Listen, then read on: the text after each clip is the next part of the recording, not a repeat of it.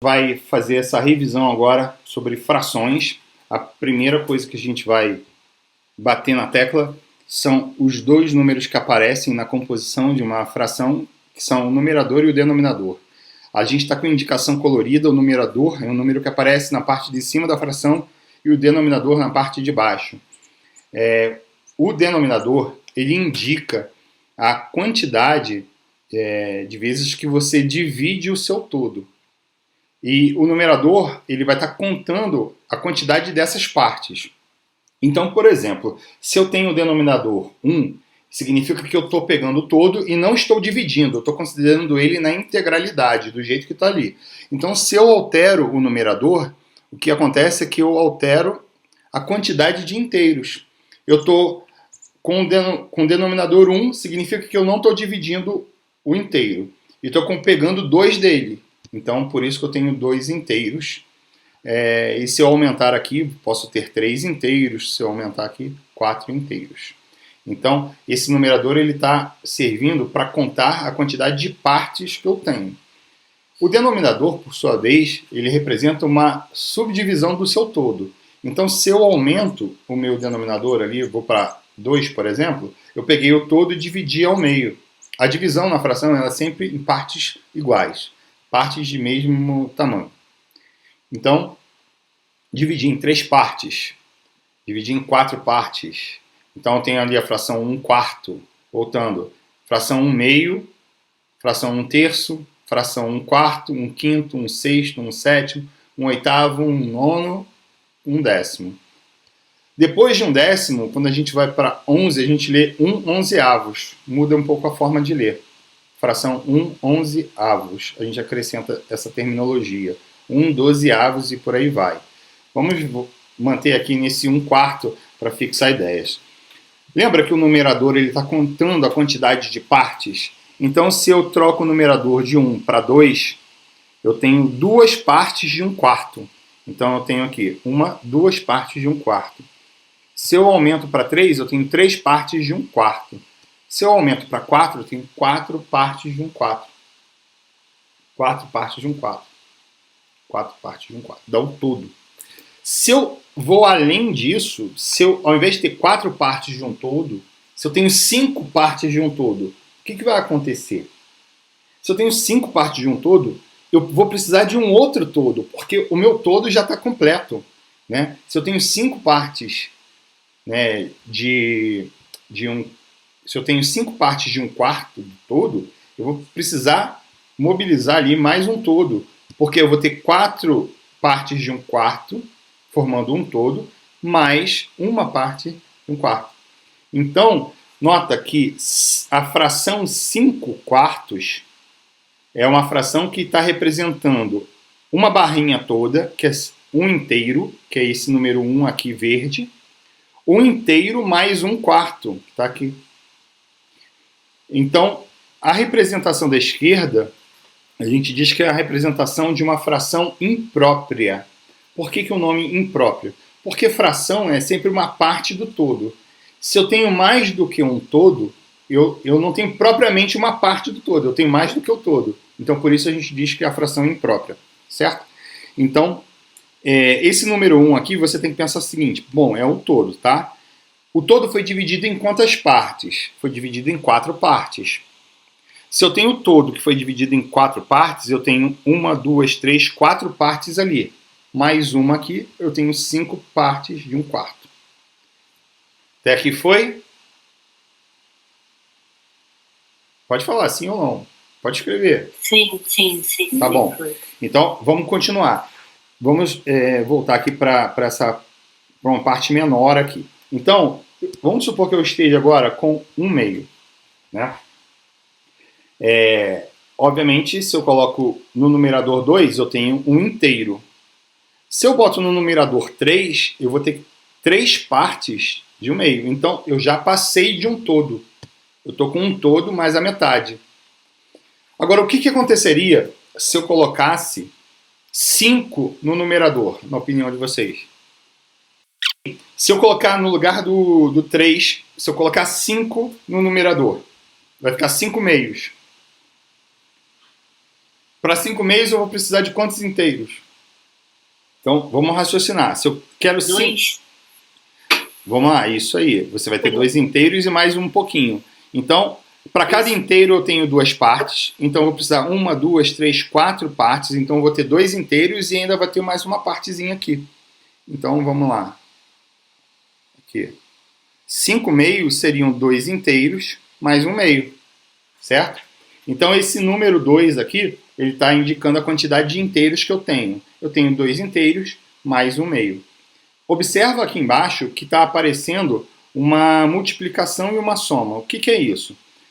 Cada inteiro foi dividido em 2 partes, certo? Então, eu faço a conta 2 vezes 2, que significa o seguinte.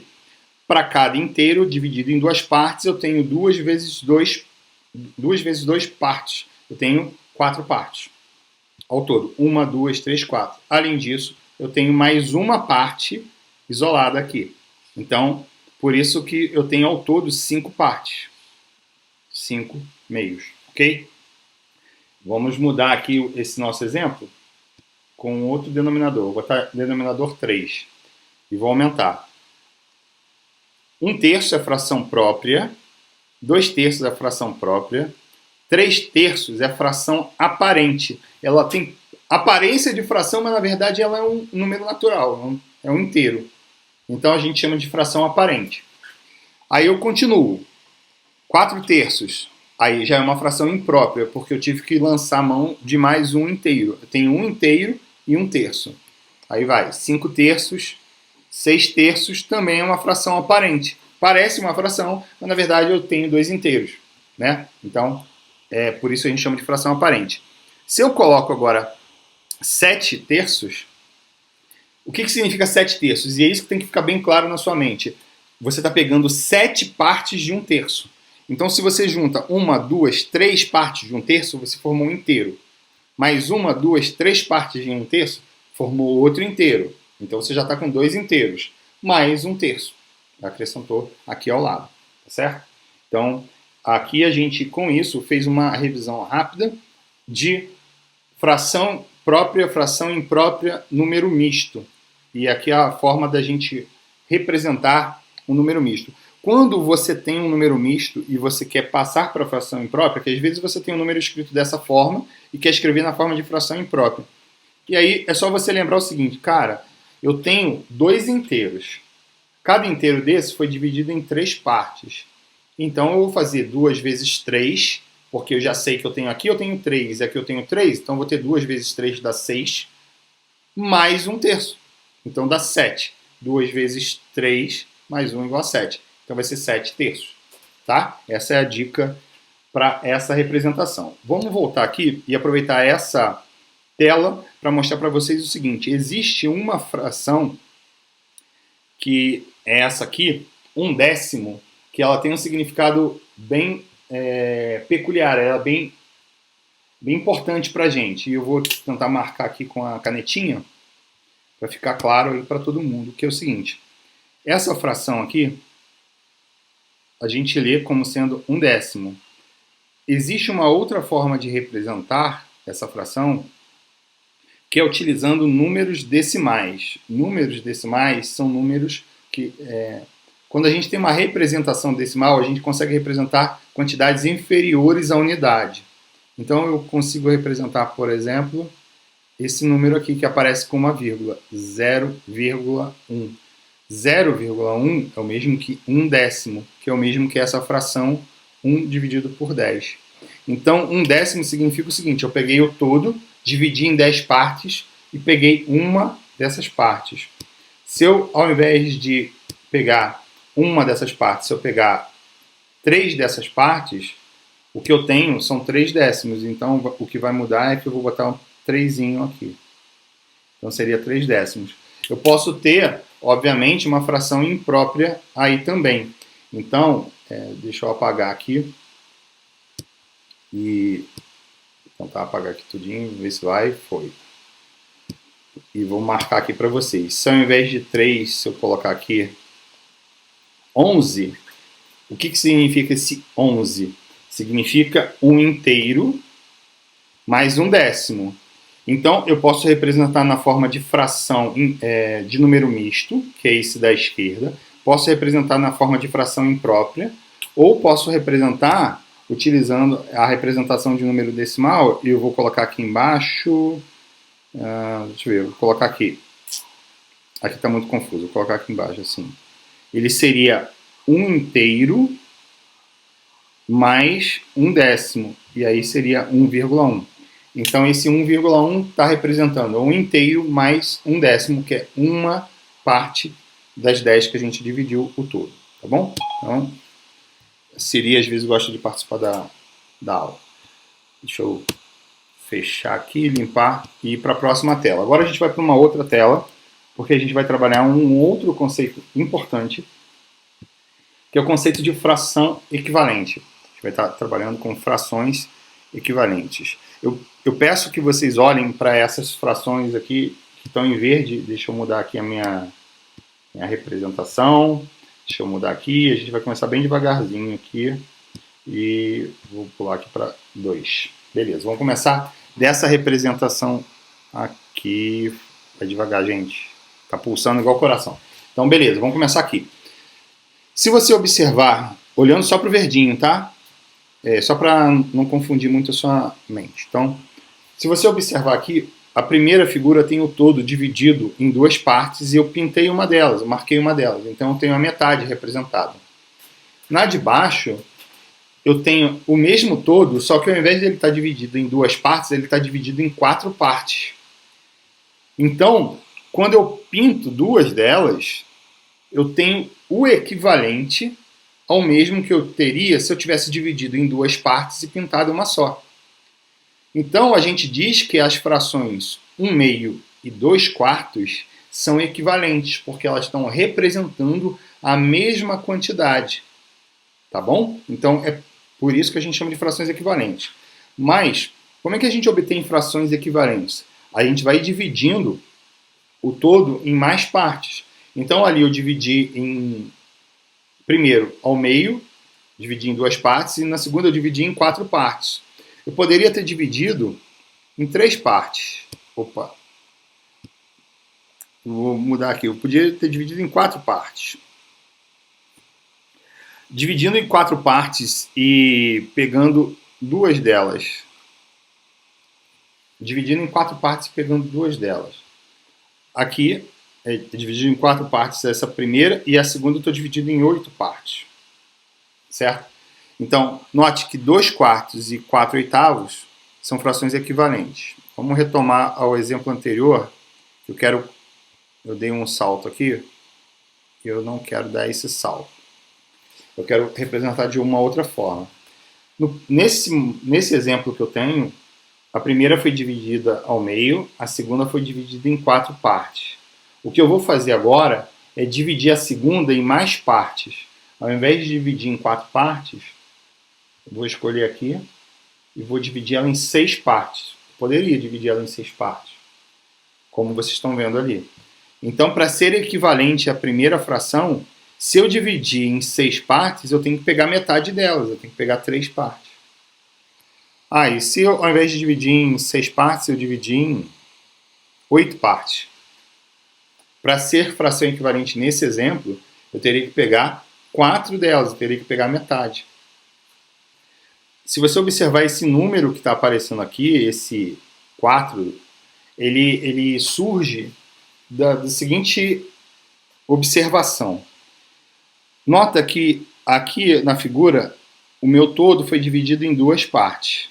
Se eu pegar essa parte aqui e dividir ela em 4 partes, eu vou ter embaixo eu vou ter 4, em cima eu vou ter 4. Então eu vou ter 2 vezes 4 partes. E é aqui que vai entrar a nossa representação. Deixa eu ver se aparece. Já apareceu para mim aqui. Aparece o seguinte. Se eu pegar esse denominador aqui e multiplicar ele por 4, vai aparecer esse 8 aqui. Então eu pego aqui o 2 vezes 4. Vai aparecer, esse 4 é esse multiplicador aqui. 2 vezes 4, 8. Para a fração ser equivalente, o número que eu utilizei para multiplicar o denominador tem que ser o mesmo número que eu vou utilizar para multiplicar o numerador também. Então, eu multiplico aqui esse 1 por 4.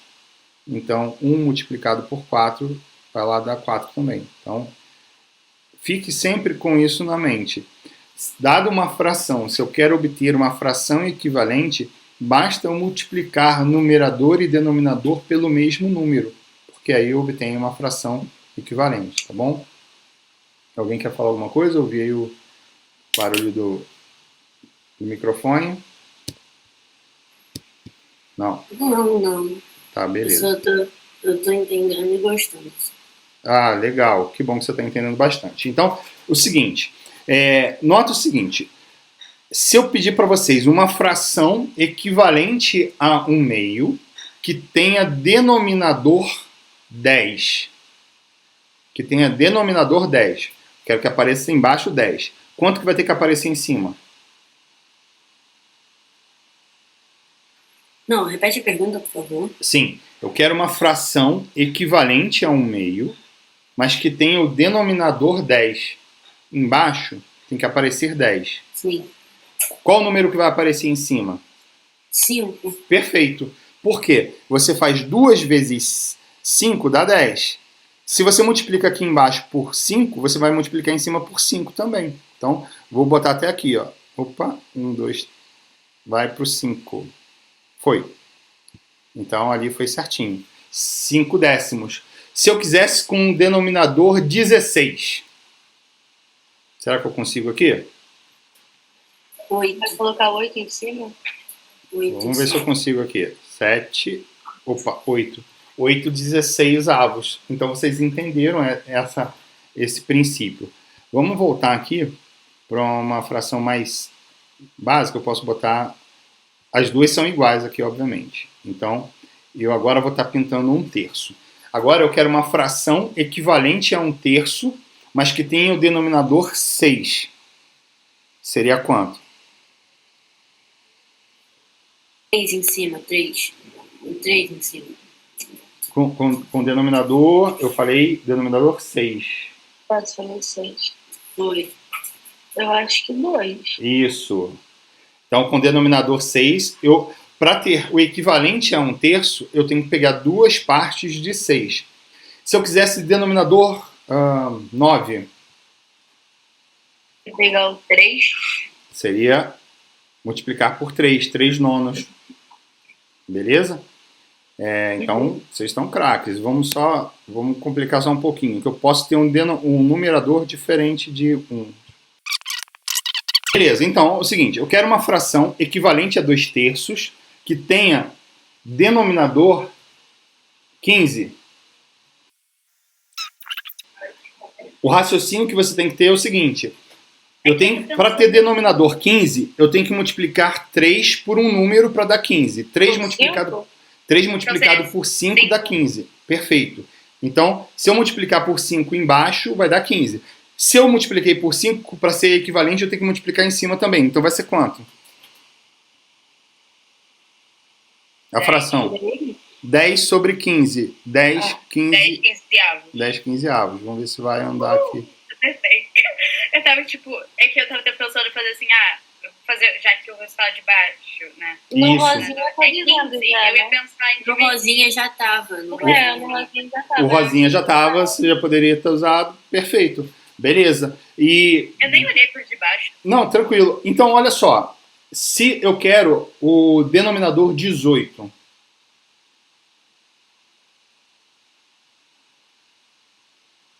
18? Isso. Deixa eu pensar.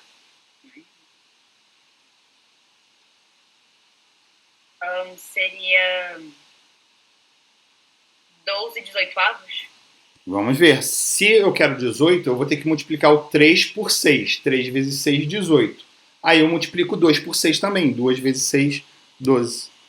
12, 18. E é assim que funciona. Você percebe que facilmente você obtém frações equivalentes. Se você colocar no eu fico muito animada, né, com coisas básicas. Se você colocasse o 3. 3 aonde? Em cima? No numerador? Não, você mexeu ali o 6, né? Se você colocasse 3, isso. Então, esse 6, se você lembra, é o número, o fator que eu estou utilizando para multiplicar tanto o denominador quanto o numerador. Eu estou multiplicando por 6. Você quer que eu coloque quanto aqui? Eu ia falar pra você colocar 3. Então, se eu colocar 3, aí vamos ver o que vai dar. Eu vou multiplicar esse aqui por 3, vai dar 9. E esse aqui eu vou multiplicar por 3, vai dar 6 nonos. Tá bom? Tá bom. Uhum. Então, ótimo. Então, a gente já aqui reviu um pouquinho sobre frações equivalentes. Ótimo. Vamos relembrar uma coisa. Agora, deixa eu mudar a minha tela. Mas estaria errado? O que estaria errado? Se colocasse 3 ou... Não.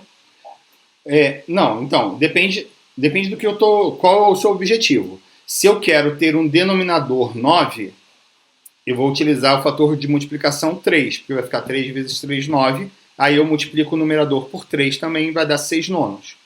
Se eu peço para que você coloque o denominador 18, aí você tem que multiplicar por 6, porque 3 vezes 6 dá 18. Né? Lembrando aqui, se eu quero o denominador 18, aí o numerador vai ter que ser 12, entendeu? Tanto uma quanto outra são equivalentes, porque todas elas são equivalentes a 2/3. Tudo isso que a gente está fazendo é sempre equivalente a 2/3. Tá? Então, 6 nonos e 12 18avos são equivalentes a 2/3. Tá?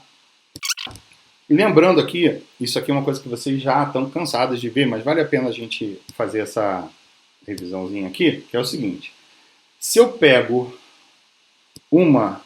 2 centenas com mais 2, 3 dezenas e mais 2 unidades, qual é o número que eu tenho formado?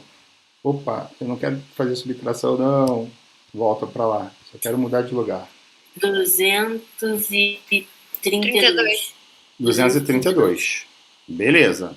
Então, o que acontece? Eu tenho 2 grupos de 100, 3 grupos de 10 e 2 grupos de unidade. Eu poderia, gente, acrescentar aqui um outro grupo que é inferior à unidade. E quando eu faço isso, eu não adoto uma fração qualquer. Eu adoto a fração decimal, porque eu estou sempre fazendo grupamentos de 10 em 10. Então eu tenho a centena, que são 10 dezenas, eu tenho a dezena, que são 10 unidades, eu tenho a unidade, que são 10 décimos. E aí, deixa eu voltar para outra telinha. Cadê você? Essa aqui. Deixa eu voltar aqui. Lembra desse carinha aqui? 1/10?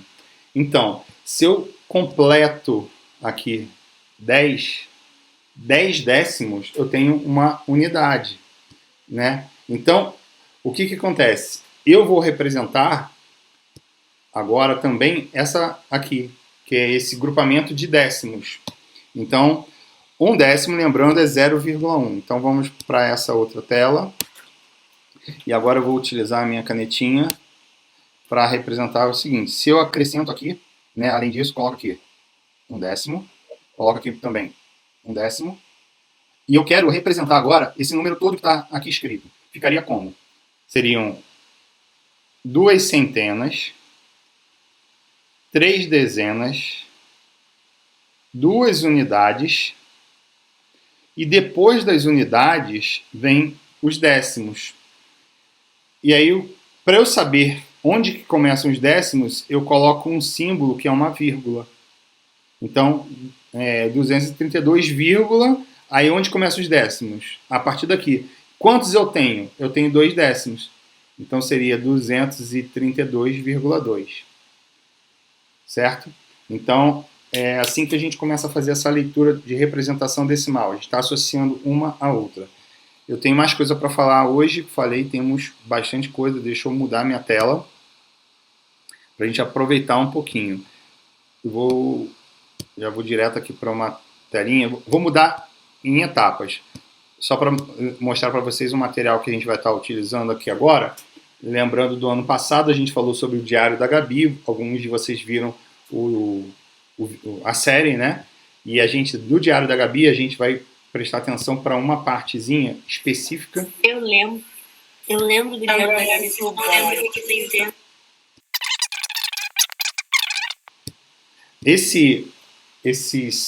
Essas bolinhas amarelas aqui, a gente tem ao todo 10 colunas e 10 linhas. Então eu tenho 10 por 10. Ao todo eu tenho quantas bolinhas? Fala pra mim. 100? 100, perfeito. Se eu tenho 10 por 10, eu tenho 100. Então eu dividi o meu todo em 100 partes. Cada parte dessa representa 1 centésimo. Então se eu marcar aqui, 1 centésimo. Se eu marcar 2, 2 centésimos. Se eu marcar 3, 3 centésimos. Uma coisa que é interessante, e agora eu vou tirar um pouco o meu zoom, voltar aqui minha canetinha. Vai, canetinha, funciona? Funcionou. E eu vou escrever uma coisa aqui.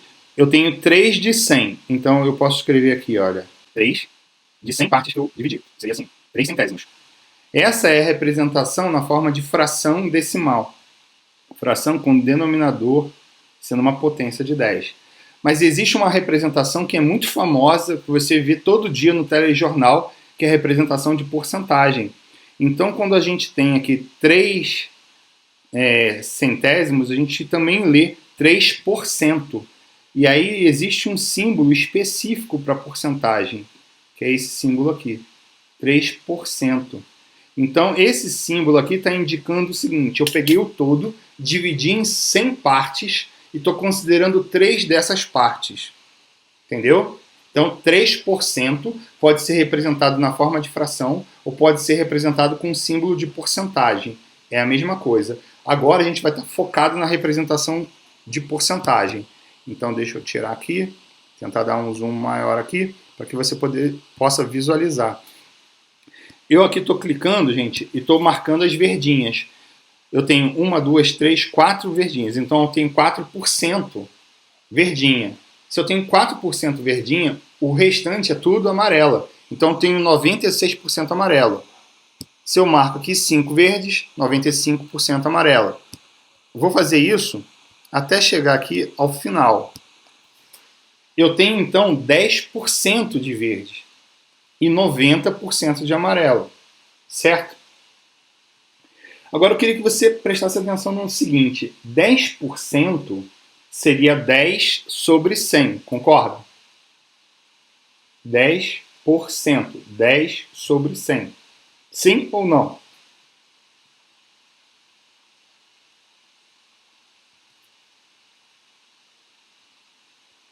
Silêncio significa que não. Então, se é não, a gente escreve. Eu tenho aqui 10 bolinhas. Então, aqui eu peguei 10 bolinhas. De quantas que eu tinha ao todo? 100.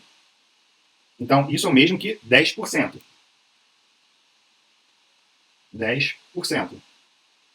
Agora foi? Fala que sim. Não? Pode falar, gente.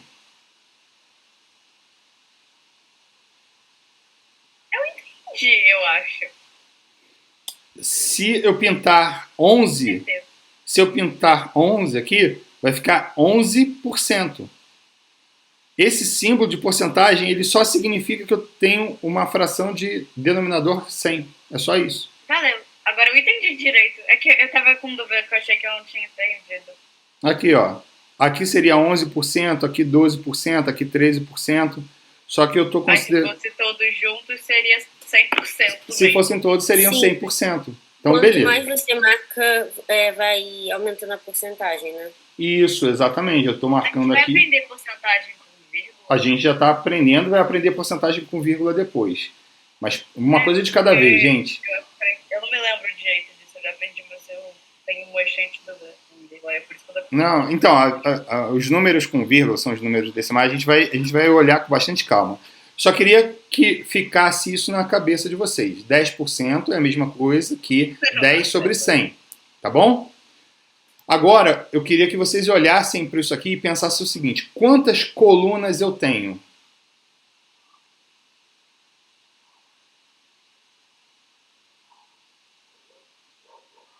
colunas. 10 colunas. Se eu tenho 10 colunas e peguei uma delas e pintei toda, eu pintei uma coluna de 10 colunas ao todo. 1/10. E aí o que você tem que pensar? 1/10 é equivalente a 10 centésimos. 10 sobre 100. Então, 1/10 é a mesma coisa que 10%. Olha quantas representações diferentes para a mesma coisa. 1/10 é a mesma coisa que 10 sobre 100, porque são frações equivalentes. É a mesma coisa que 10%. E uma outra coisa que você falou aí, 1/10, lembra, é 0,1. Então, tudo isso é igual. 0,1, 1/10, 10 sobre 100, 10%. São nomes diferentes da mesma coisa. Eu sempre tenho dúvida no negócio na vírgula, porque você pode andar ou pro lado direito ou lá pro esquerdo, só que eu sempre me confundo se é a multiplicação, se é da vírgula. Eu vou te ajudar nisso, pode deixar. Então, mais confuso. Pode deixar que eu vou te ajudar nisso. Então, só para finalizar, eu queria que vocês guardassem isso na memória aí, nesse momento, né? É que a porcentagem nada mais é do que uma fração com denominador 100 e você vai alterando essa porcentagem, né, considerando, por exemplo, aqui eu tenho 13 bolinhas verdes e eu tenho 87 amarelas, o todo está dando sempre 100%, tá bom?